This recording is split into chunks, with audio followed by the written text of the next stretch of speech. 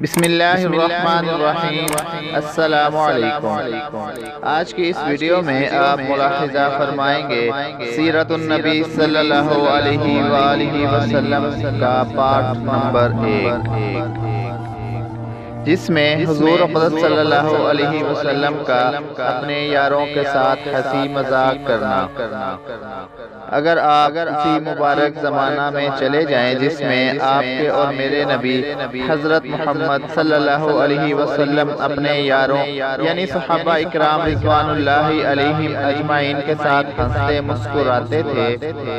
آپ دیکھیں گے کہ آپ کے نبی کی ہنسی کیسی تھی، آپ صلی اللہ علیہ وسلم کی مسکراہٹ کا انداز کیسا تھا، آپ صلی اللہ علیہ وسلم کا مزاح و مذاق کس نوعیت کا تھا۔ آپ تھوڑا غور کریں،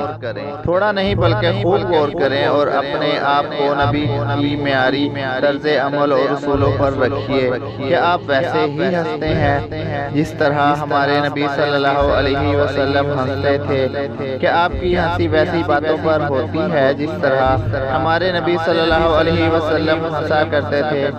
اور کیا آپ بھی ہمیشہ اپنے دوستوں یاروں کو دیکھ کر ویسا ہی مسکان بھرتے ہیں؟ مجھے خوب اچھی طرح معلوم ہے کہ اگر آپ اپنی یادداشت پر زور دیں تو پلٹ کر اسی زمانے میں چلے جائیں گے جس مبارک زمانہ میں رسول اللہ صلی اللہ علیہ وآلہ وسلم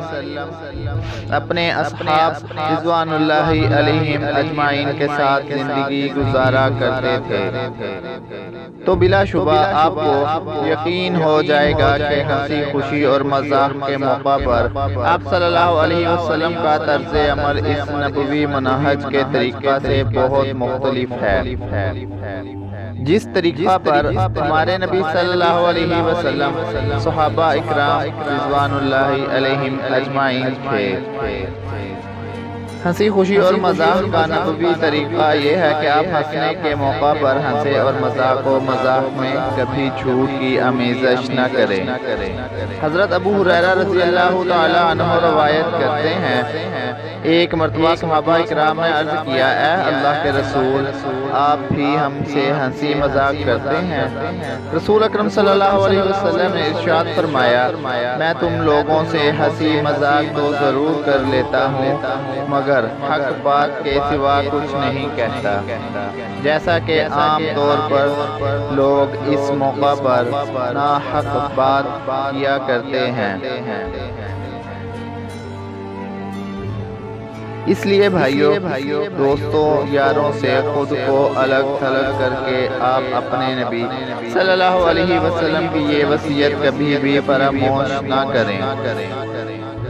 بلکہ آپ صلی اللہ علیہ وسلم کے اس فرمان کو اپنی زندگی میں تطبیق دینے کی کوشش کریں۔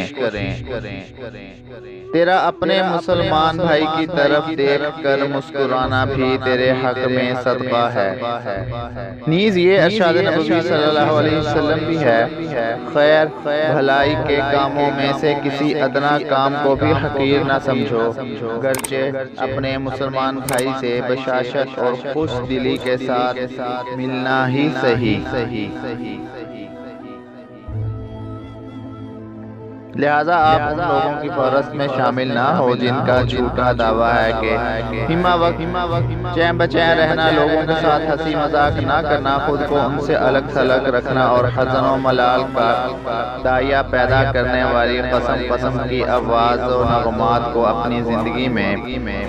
جگہ دینا ہی اصل تقویٰ ہے۔ اس طریقہ پر عمل پیرا ہو کر ہی آخرت کے تصور کا ذہن و دماغ پر تسلط ہو سکتا ہے، اور امت کے معاملات کے سدھار اور ان کے اندر دینی بیداری لانے کا راز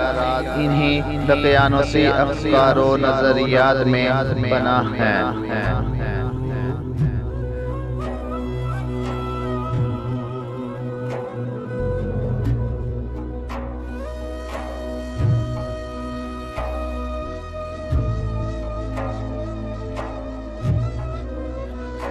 ویڈیو اچھی لگی تو لائک اور شیئر کیجئے، چینل کو سبسکرائب نہیں کیا تو سبسکرائب کیجئے۔ ملتے ہیں اگلی اسلامی معلوماتی ویڈیو میں، تب تک کے لیے اللہ حافظ۔